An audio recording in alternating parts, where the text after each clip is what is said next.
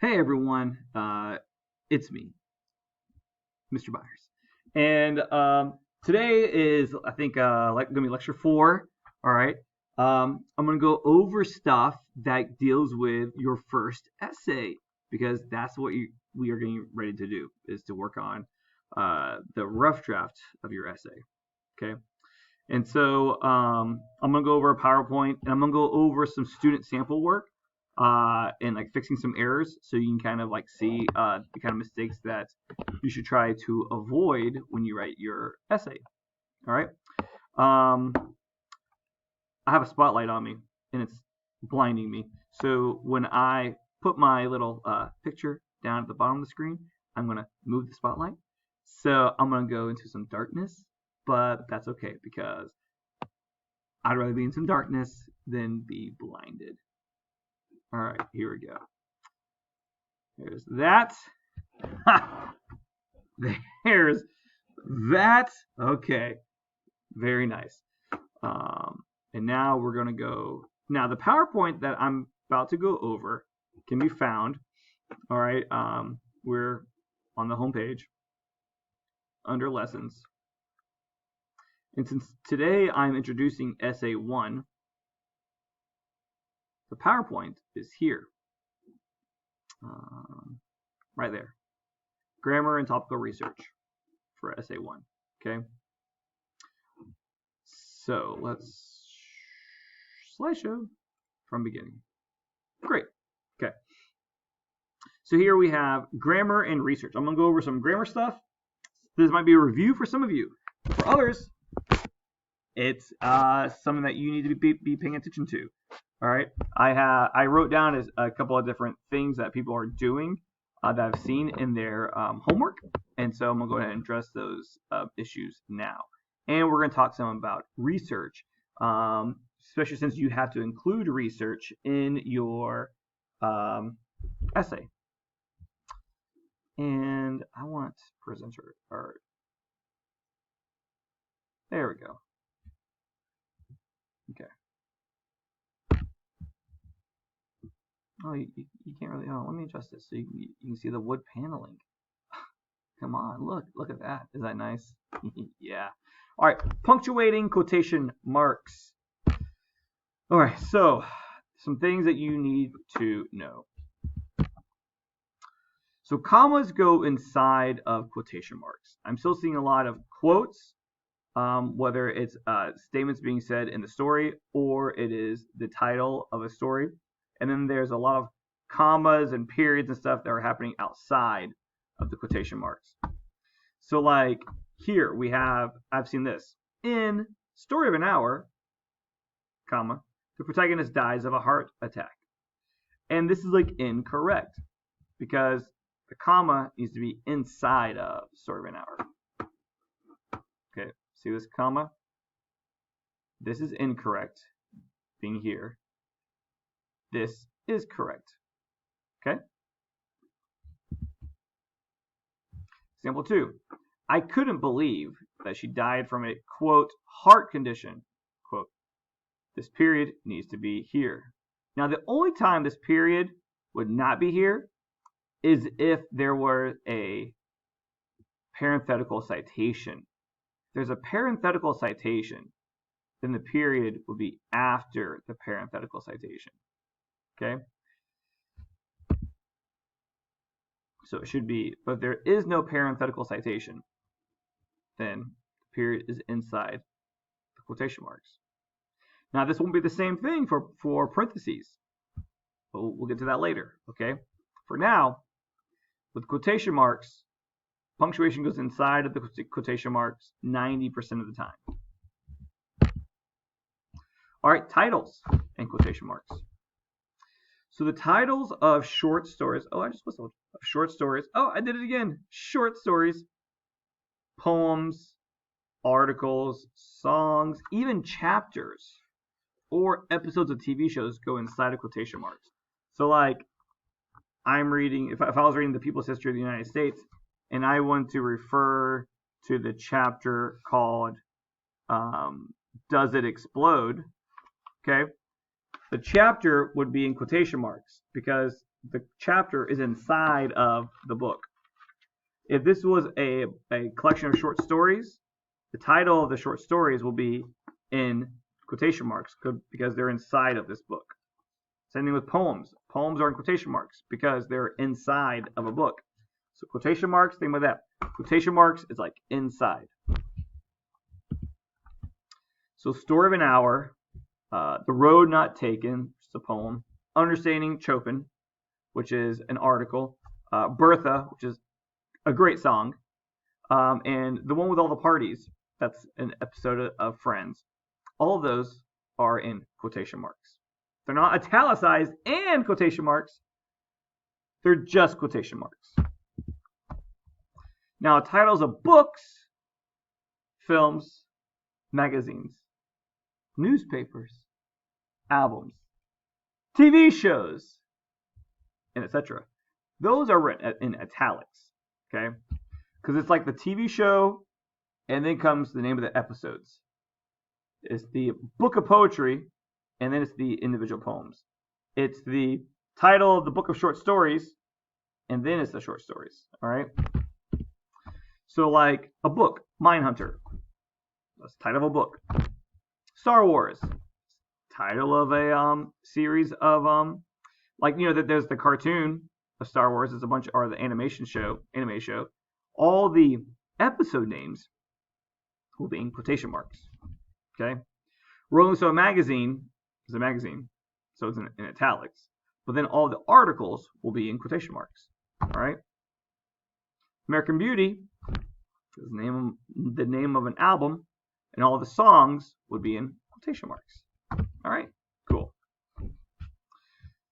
Now, in terms of in-text citations, all we are using is the author and the page number. Okay.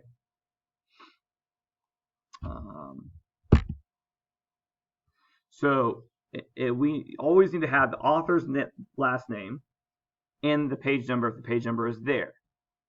If there is no page number, then it's just blank. But we still got to have the author's name. The author's name can be used in the sentence, or if it's not used in the sentence, it should be included in the parenthetical citation. But it does not need to appear twice. So like this first example, Wordsworth is an author. Okay. Oops. Wordsworth stated that romantic poetry was marked by, quote, spontaneous overflow of powerful feelings, quote. And you see now we have the page number in parentheses, and then with the period. All right. You see how period does not go inside of the parentheses, and the citation does not come after the period. It's the quote, quotation mark, parentheses, page number, parentheses, period. Now, if we did not use Wordsworth in this sentence, and we just wrote, romantic poetry is characterized by the, quote, spontaneous overflow of powerful feelings, quote, then we would have Wordsworth's name because it was not mentioned in the sentence. Wordsworth 263, parentheses, period. Okay? You would not have Wordsworth stated that romantic poetry was marked by a spontaneous overflow of powerful feelings, Wordsworth 263, because we don't need Wordsworth twice. You've already stated who said this quote, so there's no reason to have it in the citation. Okay? Now, if you reference an author, but you don't directly quote them, but you sort of put in your own words what they're saying, then you still provide a citation. Wordsworth extensively explored the role of emotion in the creative process. That's sort of the author's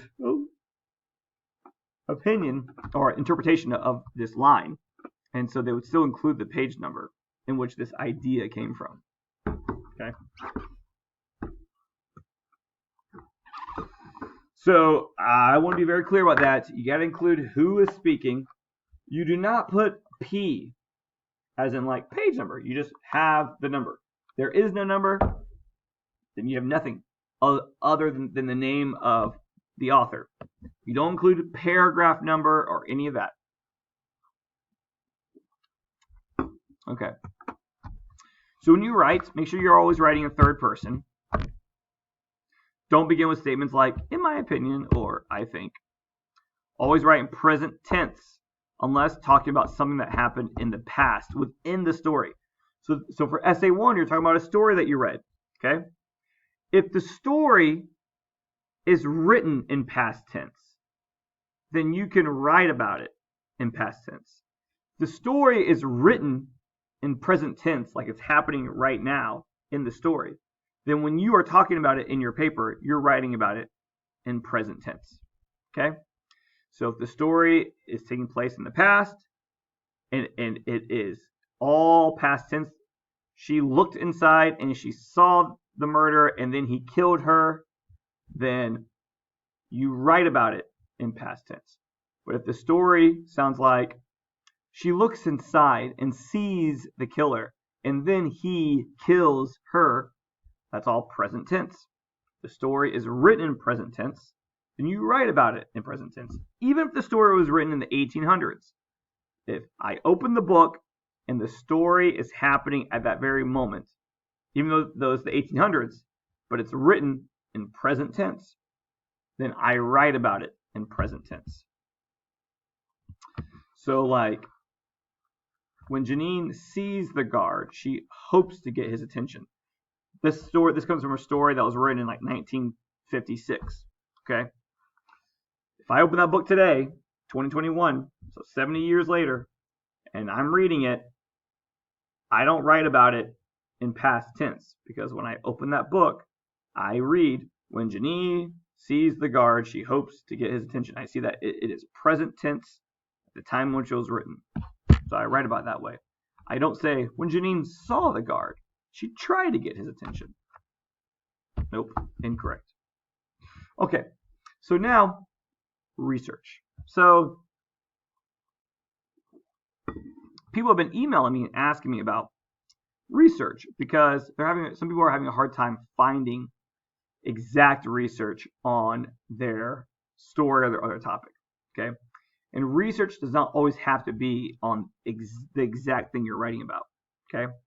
So, but sometimes it is though.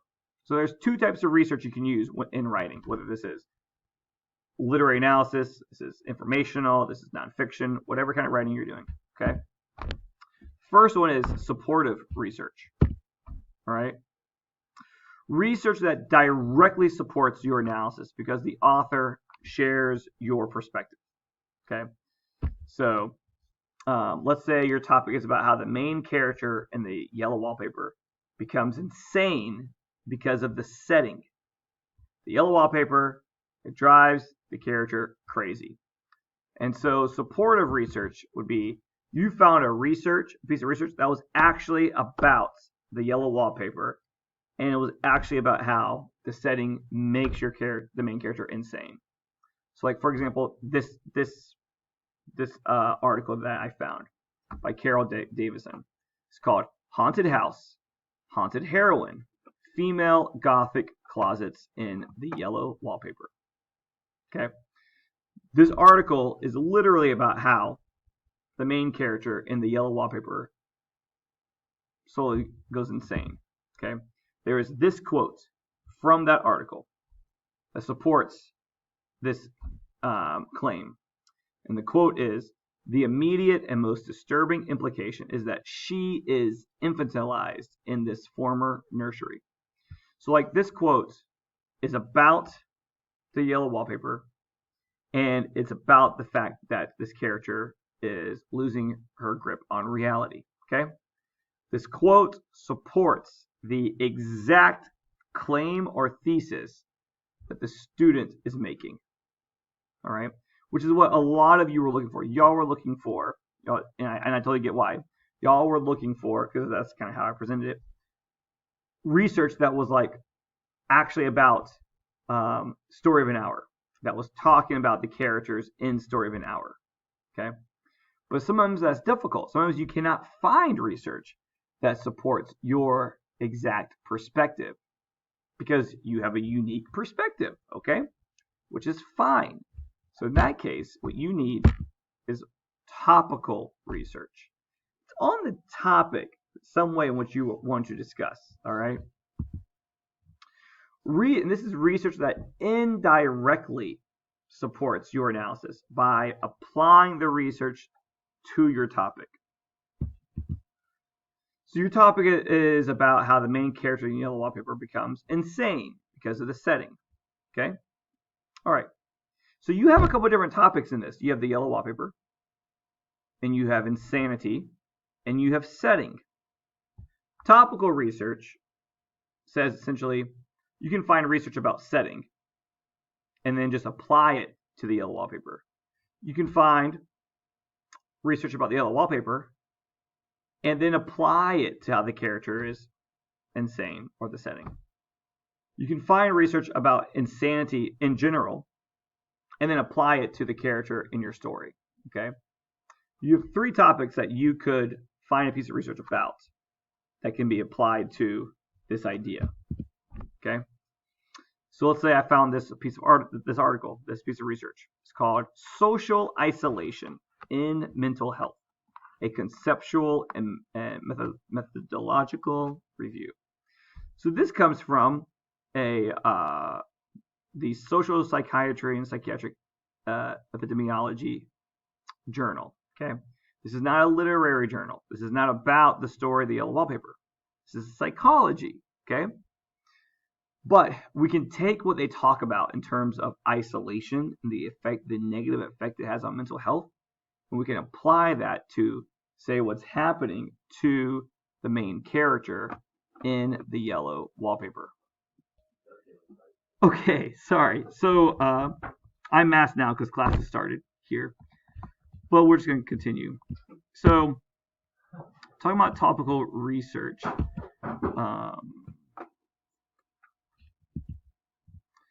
So if you were writing a paper about the Yellow Wallpaper and how the setting drives the main character insane, you might not be able to find, let's just say can't come across a piece of research that supports your analysis. So therefore you can do topical research on the issue of insanity and setting and isolation.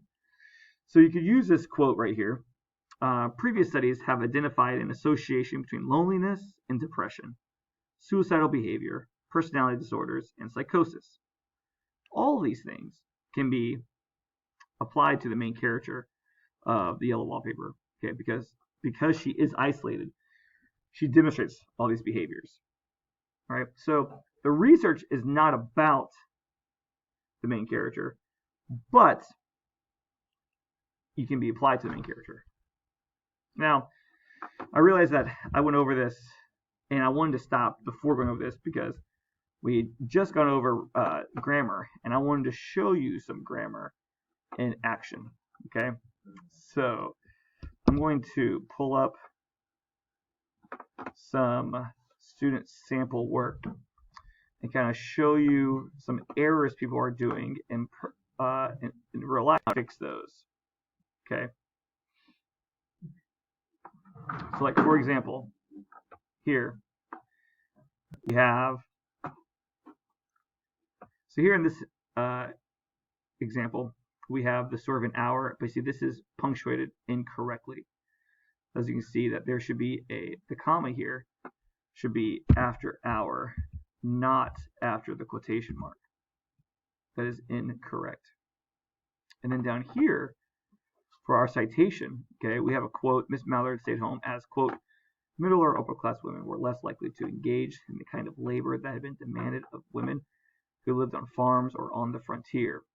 And we have the parenthetical citation, but then we have this, which says paragraph 6. And I can only assume that the student cited paragraph 6 because maybe the PDF copy of this research did not have page numbers, and so the student felt that some sort of number needed to be inserted into the parenthetical citation, but that's incorrect. If there are no page numbers, you just don't include them. You just write evidence, and that's it. Okay, same thing here. Now, in this case, though, we have a quote that's being introduced with a semicolon. The line says, as a protagonist, Miss Mallard changes as she becomes accustomed with the fact that she is released from the struggles of marriage, semicolon. She embraces her new freedom of soul. Okay. So semicolons are used to separate two complete sentences. Two totally complete sentences, and the semicolon serves in replacement of a conjunction and a comma. So what should follow a semicolon is a complete sentence. But as we all know, a quote cannot be used as a complete sentence. That's considered a drop quote. And drop quotes are incorrect. So this is an incorrect usage of a quote. All right, that's incorrect. It needs to be integrated into this sentence. And then also we have, once again, the paragraph number. That right there, we should not be having.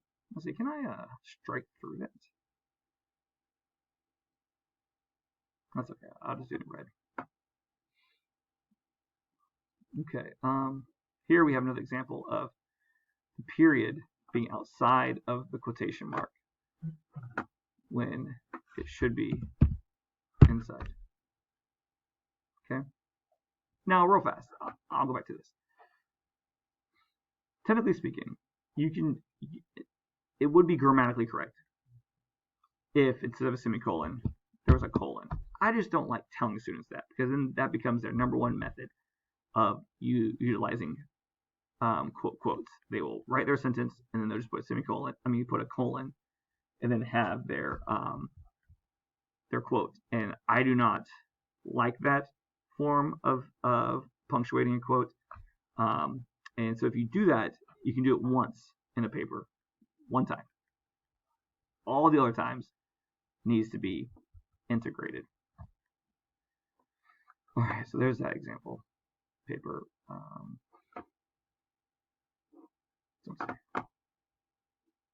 right, let's look at this one right here. Okay, this one right here is an example that we have this additional line up here that needs to be deleted. Okay. Let's see. Here we have a sentence that is correctly punctuated and formatted. As such, the protagonist, Miss Mallard's character, develops in an unusual and ironic way because of how the narrator discloses Miss Mallard's heart condition, leading up to the shocking twist at the end of the story, as described by Robert C. Evans. Okay, so we don't have a quote, but we have the idea is that this came from the ideas of this person, and then we have a page number in which this was summarized from. So that's very good. Now, this is a problem though. This sentence. Oops. In fact, according to Gary H. Mayers, it becomes evident that Louise Mallard starts to develop a sense of a newly found freedom when she comes to the realization that she would be able to focus on herself in the years to come. Then we have Mayers 95. Well, Mayers is already mentioned up here. Therefore, we do not need to have Mayers right here. Okay? That should be blocked out. Oh, I can't do that. Okay, fine. Oh no, let's do this. There we go. That should be blacked out. It should just be parentheses 95, because Mayers is already mentioned up there. It's redundant to have it twice. Okay, I think that was the. You see, in this sentence, this is correct.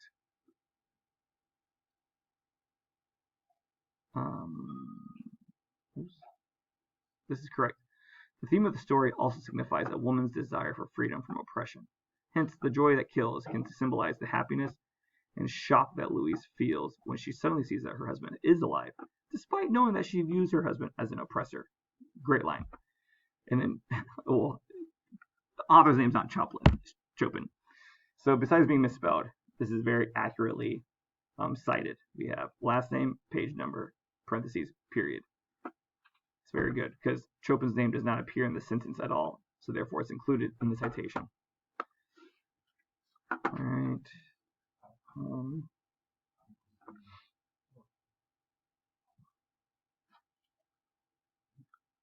Let's see. I don't know why I put this one here. So, oh, okay. Here we go. Works cited page. Notice these citations. They're formatted. I mean, they're in alphabetical order. They're double spaced. All that looks good. All right. Well, actually, these two have too much space between them. Let's fix that. Just right there. See, this is blank, which means it's not really officially set. Before and after should be at 0. Okay. The problem though is that look up here. This tells us where this is formatted, and so the citation begins here when it should begin here. See, it should be in line with your sentences. They begin here, not here. So with that, these need to be pulled over. Okay. So you grab this and you drag it over, and then you take this. Oops. Okay, actually, click on the very bottom, that little small rectangle, and that pulls everything over. And then when this is aligned up with the gray area and the white area, now it is correct. Okay. So yeah, make sure that your citation, your first line, begins all the way over right here where the white meets the gray.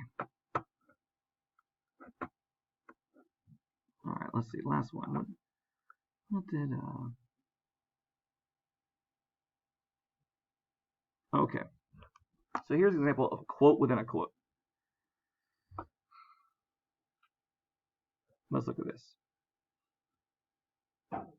Okay, so we have on and another note. Jennifer Hicks, a summary of a story of an hour, says. So we need to have, on another note, Jennifer Hicks, we need to have a verb in a summary of, or the author of, a summary of. Now, we have a quotation, and then we have a quotation within that quotation. When you have a quotation usage inside of a quotation, then instead of having double quotation marks, you have a single. A summary of the story of an hour. Okay, now, so the story of an hour is inside of the larger title. So the story of an hour is in single quotes. But then we still have to have double quotes at the end of this, because this completes the full title of this article. So you have the single for the story of an hour, and then you have the doubles for the actual title of the article. And then before you have a verb like says or writes, you need to have a comma. So once again, we have a quote. She expired from, quote, a heart problem. So what's happening is that this student is quoting Jennifer Hicks, who is quoting Kate Chopin. Quote within a quote. Here, and life she will live for herself, a life that may be long. This and this and that. These are all quotes within Jennifer's quotes. Okay. So I'm going to unhighlight. All right. So Jennifer's quote begins here. So we have a quotation mark. So then right here, Kate Chopin's quote inside of Jennifer's quote needs to be deleted and put only a single quotation mark. Single quotation mark. Same thing here. This should be a single quotation mark. Single quotation mark. Single quotation mark. Single quotation mark. And at the end of the Jennifer's quote should be a double quotation mark. Okay, I know that was a lot. But a quote within a quote has single quotation marks. And then the actual quote itself has the double ones. Okay? All right. Now, one last thing. Some people are turning in papers where their header is not like this. Okay? Listen, there's the header and then there's the heading. And I know it can be confusing. All right, so this is the heading. You have name, my name, class, date. Okay, if you click up here, that's the header.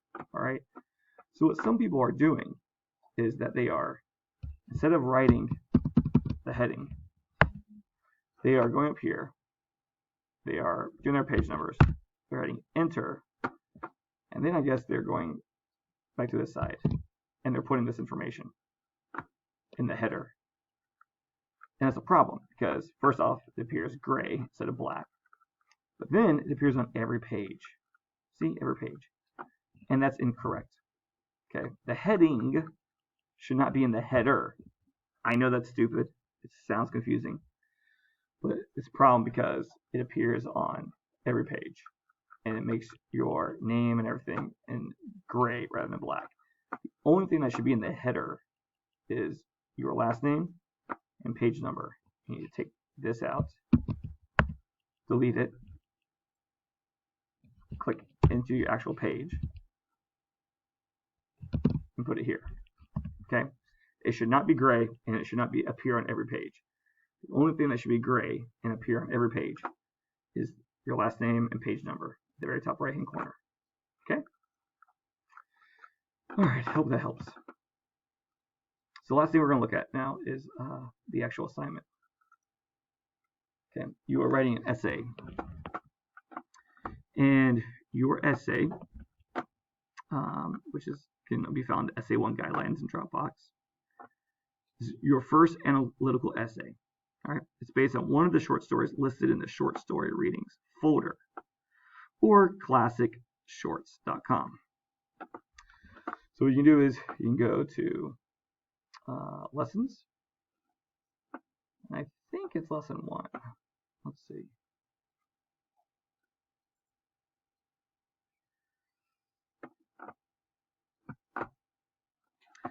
Okay. So let's see. Are there short stories in lesson 1? Does not. Nope.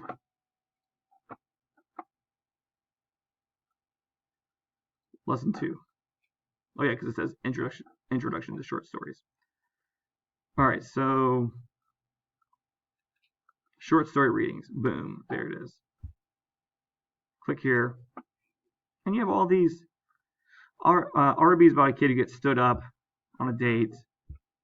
Rose Frimley is considered Southern Gothic. It has a twisted ending. Things They Carry is about war. The Yellow Wallpaper is the one about it's a classic feminist story about a woman who is isolated inside of a small room for her own good. For her own good.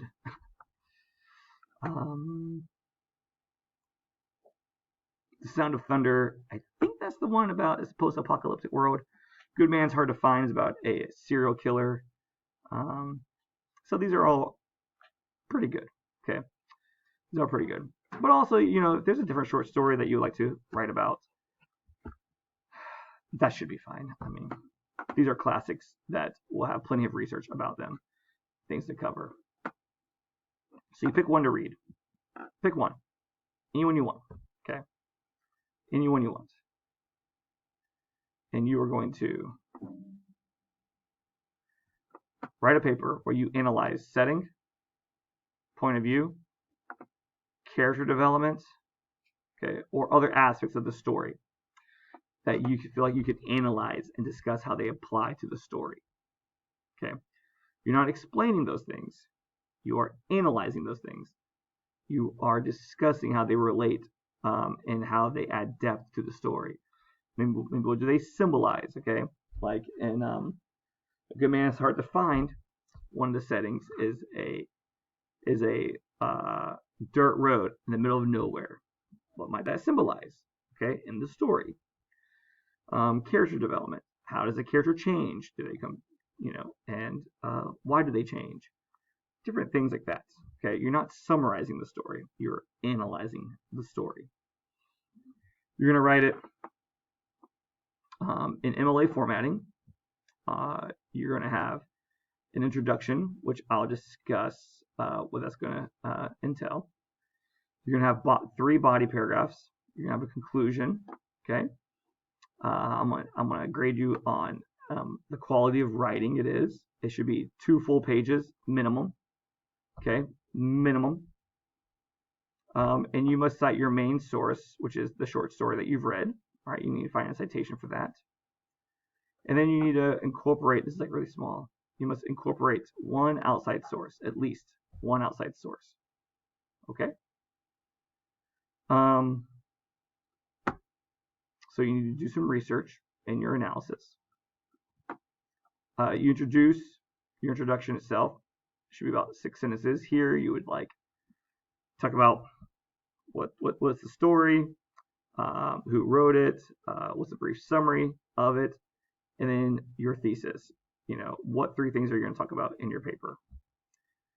These right here go over what you're going to be, what your should be included in your body paragraphs. You need 3 body paragraphs. In each one, you discuss a different element of the story: setting, point of view, character development. And we haven't covered theme yet, but you can write about theme, the meaning of the story, the message of the story, the lesson learned in the story, this symbolism, all these types of things. Okay. And then your conclusion can be like your reflection of the story. Did you enjoy it? Did you not enjoy it? And why? All right. Did you enjoy it? Did you not enjoy it? And why? Okay. And then you must have a works cited page. That would be your third, at least minimum your 3rd page is the works cited page. All right. I will post picture of a, let's see here. I don't know if I have a copy of one in which it would see if I have this final essay. I'll post a sample paper for you to look at in case you want to so you know what I'm kind of like looking for.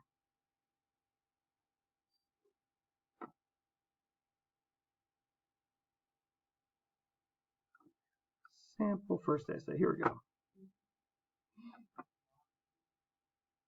Okay, so you should have. Now this title is actually about for 1101, but it should look like this. Okay.